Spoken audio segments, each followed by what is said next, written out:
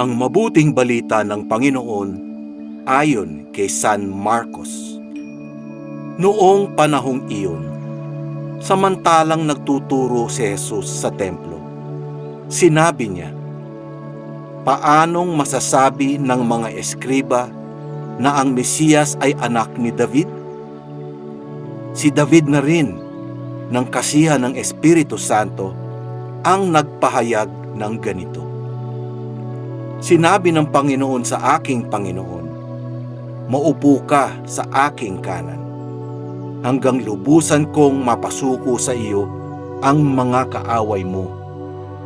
Si David na rin ang tumawag sa kanya ng Panginoon.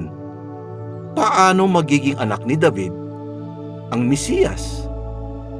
At nakinig na mabuti sa kanya ang maraming tao. Ang mabuting balita ng Panginoon. Pinupuri ka namin, Panginoong Hesukristo. At nakinig na mabuti sa kanya ang maraming tao. Sa huling pangungusap sa Ebanghelyo kahapon, sinasabi na matapos masagot ni Jesus ang lahat ng kanilang mga tanong, wala nang nangahas na magtanong kay Jesus mula noon.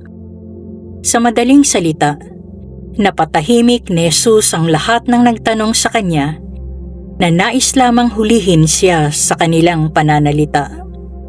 Pinatunayan lamang ni Jesus na ang karunungan ng Diyos kailanman ay hindi mapapantayan ng karunungan ng tao.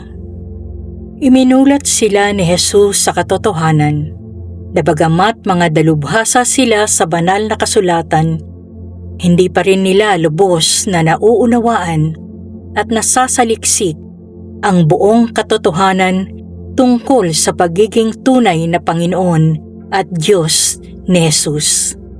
Ang Panginoong binabanggit ni David sa aklat ng mga salmo ay ang Mesiyas na darating, at siya nga ay tunay na dumating na sa katauhan ni Jesus, subalit hindi nila siya nakilala. Huwag mong subukan ang karunungan ng Diyos, sapagkat hindi ka kailanman magtatagumpay.